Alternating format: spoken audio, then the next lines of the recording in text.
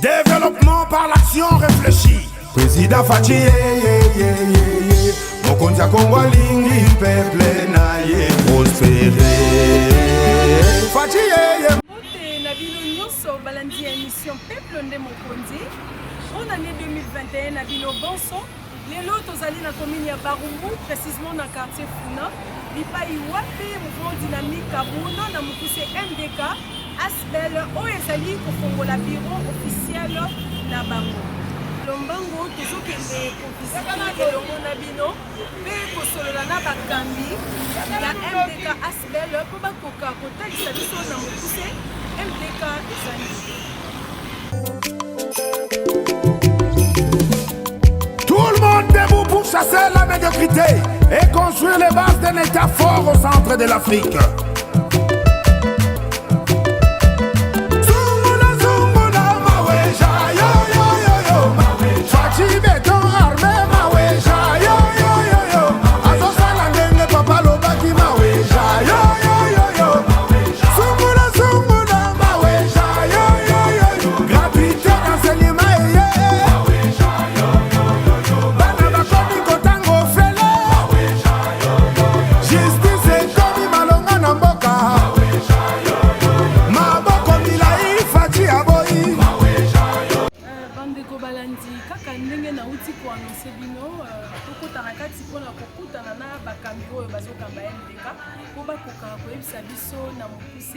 MDK ezali.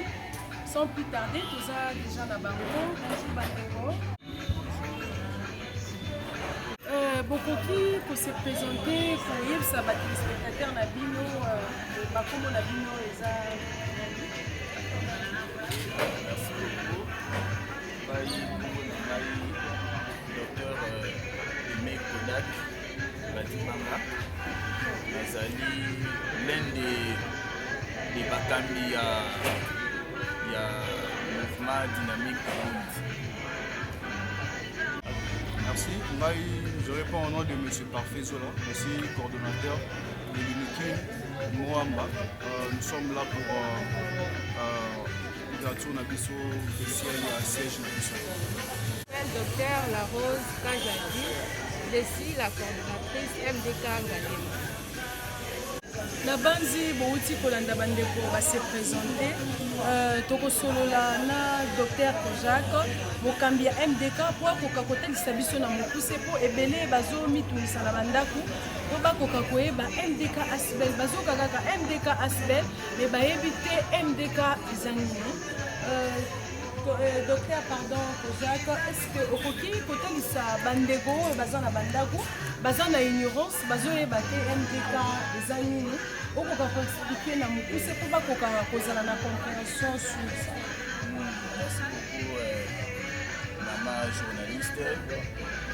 MDK ezali ASBL, association sans but lucratif. Elakisi nini MDK ezali mouvement dynamique Kabundi en sigle oyo tobengi MDK. Alors mouvement na biso esali déjà troisième année yango oyo tozokokisa tozo évolué toza implanté na Congo mobimba na 26 provinces nyonso tozali non seulement limité na mboka na biso ya Congo tozali mpe bipai na Afrique na mikili ya poto na Europa na Amerika mpe na Asia. Donc tozali na Nigeria, na Mozambique, na Uganda, na Afrique du Sud, na France, na Belgique, na Chine, na Vietnam, na Philippines, Brésil, Canada, États-Unis. Donc MDK est sous patrimoine nationalité, mais ici est commis patrimoine international. Voilà où nous allons.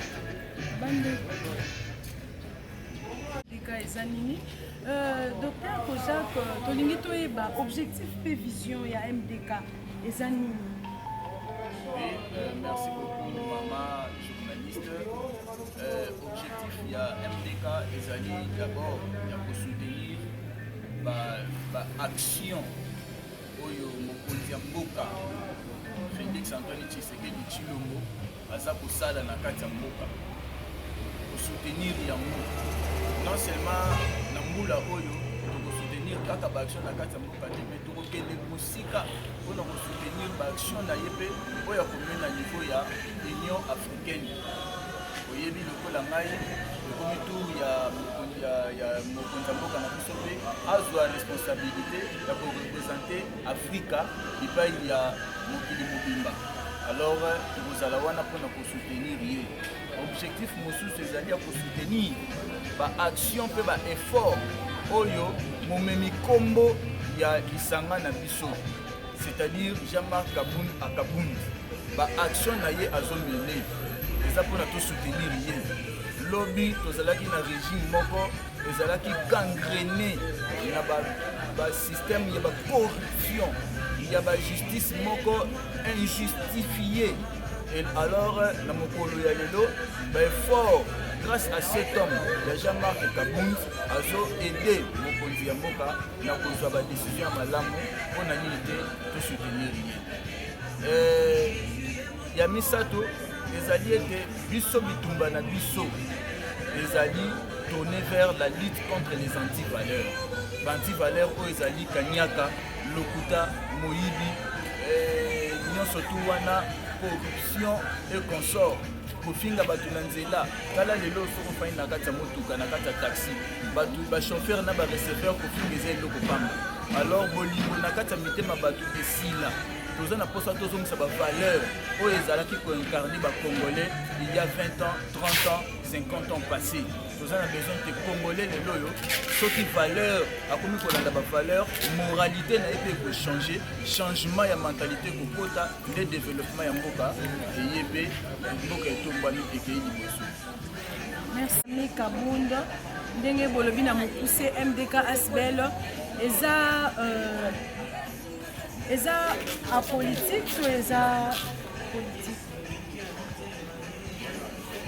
ndenge touti koloba awa créatif alors nous sommes apolitique mouvement na biso eza apolitique oyo emayemali nyonso etali politique biso etali biso te biso toza lisanga ya bato nyonso oyo basepelaka na mokonzi Jean-Marc Akabundi oyo nyonso asepelaka na mokonzi Jean-Marc Akabundi oyo nyonso amona ke lutte ya Jean-Marc Akabundi eza raisonnable eza réfléchi alors alobi te ngai nazali ya lisanga ya PPRD ngai nazali ya lisanga ya AFDC ngai nazali lisanga ya ensemble et consort mais namoni ete komba oyo mokonzi Jean-Marc Akabundi azomeni eza komba moko loyal eza komba moko équitable alors na décidé nazala parmi ya baye oyo bazosoutenir ye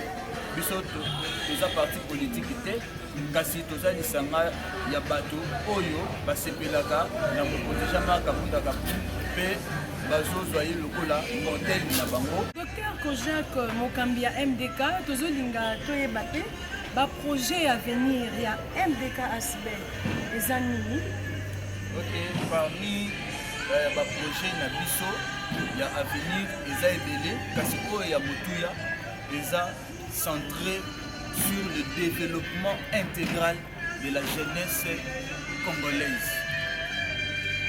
Bomonaki bino moko récemment ntango mokonzi Jean-Marc Akabundi azalaki na kita ya Kikwiti atunaki na kati ya masse ya population atuni bango bolingi nini bayanolaki ye tolingi courant na mai kasi alobaki ngai nakobakisela bino misala mpona bajeune bomoni ye moko aza elenge aza jeune aza na parcours moko exceptionnel alors projet na ye vision na ye eza centré sur le développement ya jeunesse yango wana tozali na baprojet nini ya kopesa misala ya koyebisa jeune zala préparé koprépare jeune na ndenge nini na nzela ya bakelasi na nzela ya baformation mpona jeune wana azala deja na capacité na bacompétence ya koyeba koaffronter to koaborder développement ya mboka. Na banzi balandi bayoki vision nini projet d'avenir nini pardon oyo MDK azanango tomoni bofongoli bureau siège officiel lelo eza na bandeko mosusu na bandako bango ba comprendre MDK eza nini baza na besoin ba adhérer ba mosusu pe baza na besoin ba rejoindre bino soki vraiment bokoki ko faciliter bandeko wana na contact to adresse ndeni bakoki kosala po ba contacter bino po bakoka kozala na bino elongo oyo balandi biso soki bakozala na posa ya koya contacter biso tozali na adresse na numéro 10-24 avenue Militant na quartier Funa na commune ya Babumbu tozali mosika te na aéroport ya Ndolo na église ya Philadelphie ya pasteur Atoms soki okomi kaka wana okomona biso bilembo na biso ezopepa okokota mpe okosadere alors mpona koadere toza na 3 catégories ya bamembre toza na bamembre d'honneur toza na bamembre effectif na bamembre sympathisant baoyo baakompagnaka biso et donc bamodalité ya adhésion ntango okoya na babureau na biso okoyoka bamodalité nyonso ya adhésion toza na biso pasi te toza très facile toza na besoin ya bato nyonso ozala papa mama mwana mokolo yaka to soutenir oyo eza bavaleur ya mboka. Docteur Jacques Mundela facilita biso soki vraiment okoki mpe kopesa numero no ya telefone po mutu oyo ta mosusu akoki kozwa makoki ya kokoma sur place te ebien avant akoma akoki kobenga bino akoki kosala nini alors mpona kocontacte biso kobenganga mbala moko na numero 081 ou bien plus 243 81 18 36 141 na bandeli plus 243 81 18 36 141 wana bokozwa ngai moko na nzela ya singa. Merci beaucoup docteur mpona koyamba bino justice etomi malonga na mboka maboko milai fati aboyi Paul Chilumbo, le mari d'Elina Mouvaro, l'assistante du chef. Maître Gelor Douingo Sotou Safou. Détournement, corruption, Fatiabo. La femme est congolaise et valorisée. Maman Denise Nyakerozo Sunga, papa. Jean-Marc Kabound, Augustin Kabouya UDPS. Maître Taylor Lubanga Lobi. Boba te la partie malamu lolenge papa tekaki. Tony Kankouchi. Thanquez notre maman. Veuillez vous asseoir. Merci beaucoup. MDK Moto. MDK Moto. National à la réserve stratégique agricole. Messieurs les conseillers. Mesdames et messieurs membres du comité national du mouvement dynamique à Monde, mesdames et messieurs membres fondateurs et cofondateurs, mesdames et messieurs membres d'honneur, mesdames et messieurs de la coordination MDK, chers membres et tous les invités à vos titres et qualités respectifs, bonjour. Bonjour. Il est pour nous un honneur et en même temps un privilège sans précédent de nous présenter devant votre auguste personne afin de marquer les empreintes qui resteront à jamais gravées dans nos mémoires. En cette grande journée du 18 janvier 2021 qui coïncide avec un jour férié consacré à nos illustres héros nationaux, c'est avec une joie immensurable et fort dévouement que nous nous tenons devant vous pour vous présenter l'expression de notre gratitude immense en cette occasion de l'inauguration de notre siège national. En effet, après cette cérémonie, les membres auront désormais un chez-soi. Ils seront fiers de dire que nous avons une adresse. 6/17-24, avenue Militant, au quartier Funa, dans la commune de Barumbu, à Kinshasa, la capitale. Nos bureaux sont à mesure d'assurer une administration de qualité afin d'offrir un service à la hauteur de ses membres et de toutes les nécessités. Chers membres, certes, nous sommes heureux de donner naissance à ce patrimoine, mais c'est aussi pour nous une occasion d'interpeller nos consciences quant à sa survie. Nos contributions seront les bienvenues sur le strict respect de notre statut pour assurer la survie de notre siège national. Après son investiture l'année passée, la présidente nationale Mama Christine Kasongo Kabound avait promis de mettre toute son énergie et son dévouement indéfectible en fait d'assurer la bonne évolution de notre association. Aujourd'hui, nous sommes tous témoins oculaires de cette œuvre avec le vice-président Kali Kalala, qui ne cesse, malgré les conjonctures économiques actuelles liées à la pandémie à Covid-19, d'apporter tant soit peu leur contribution. Ici, pour leur dire merci, je demande vos applaudissements. En fait, de vous aider à atteindre vos objectifs, à matérialiser la vision que nous portons sur le mouvement dynamique à bout.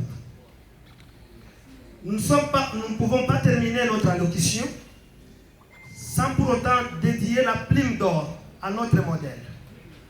Citons l'honorable président Jean-Marc Kabound Akabound, qui a énormément besoin de nos énergies afin de réaliser la célèbre slogan « Le peuple d'abord » prôné par notre sphinx, paix à son âme, et Dr Etienne Tshisekedi Wamuluma.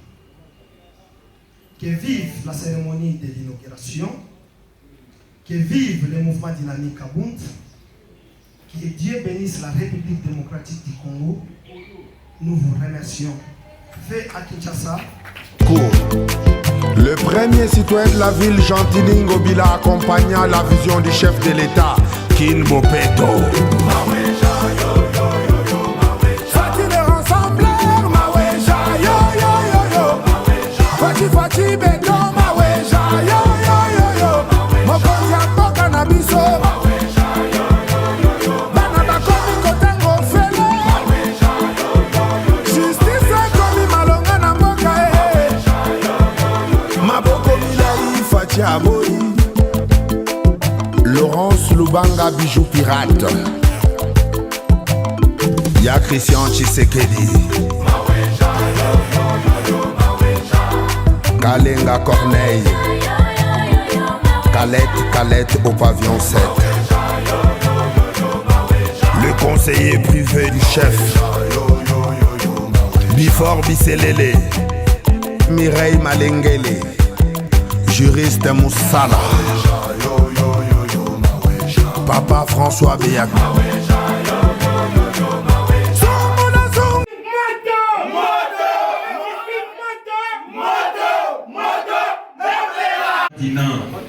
Maman Christine, à cette cérémonie Toko.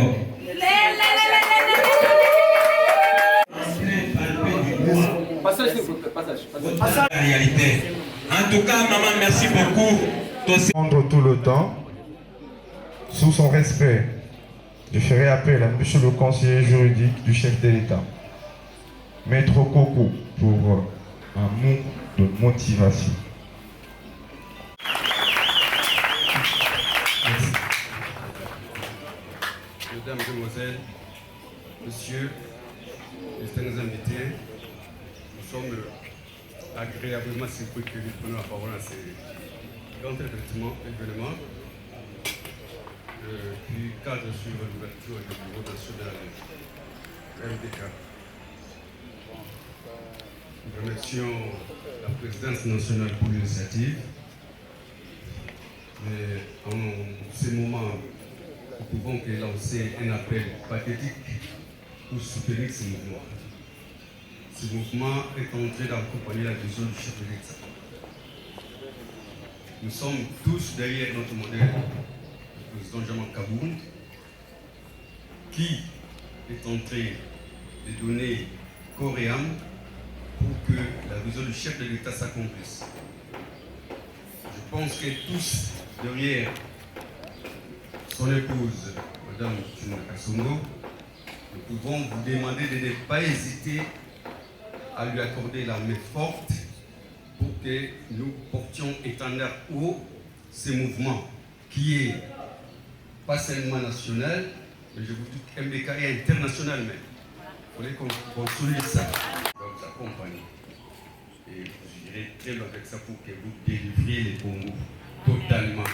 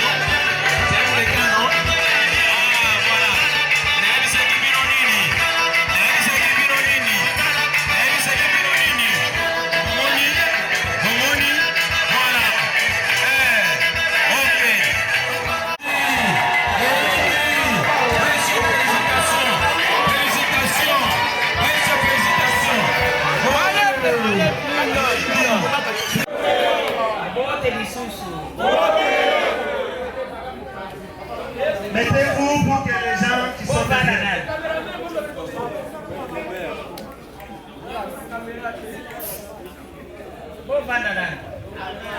Boniface!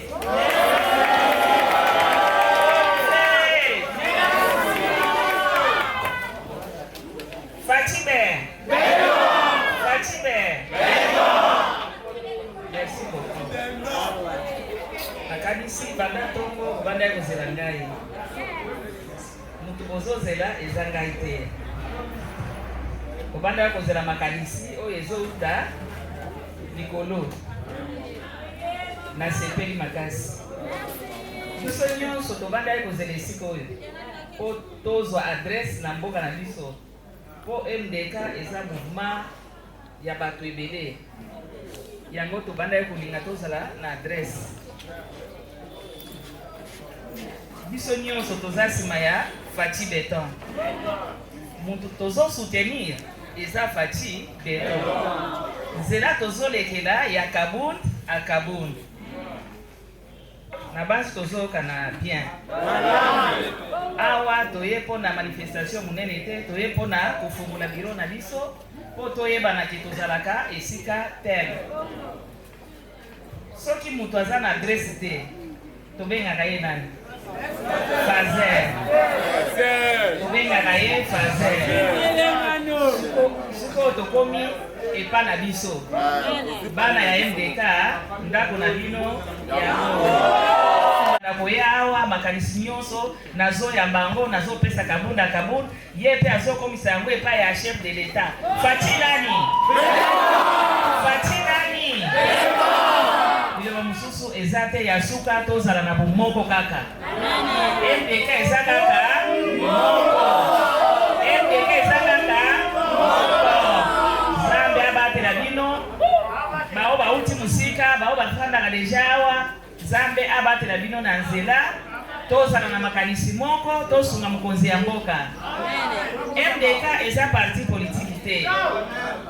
Po ba mususu ba koloba MDK eza parti politique non. Eza mouvement dynamique Kabound. Tozozwa makanisi ya Jean-Marc wana tozwi yango biso nyonso na Jean-Marc Kabound na biso elongo tozobatela mokonzi ya mboka, tozomatisa mokonzi ya mboka asala makambo ya bien na mboka na biso. Na basi toyokani, Zambe apambola bino, bonne fête. Maman, lelo ezali inauguration, impression ezali nini?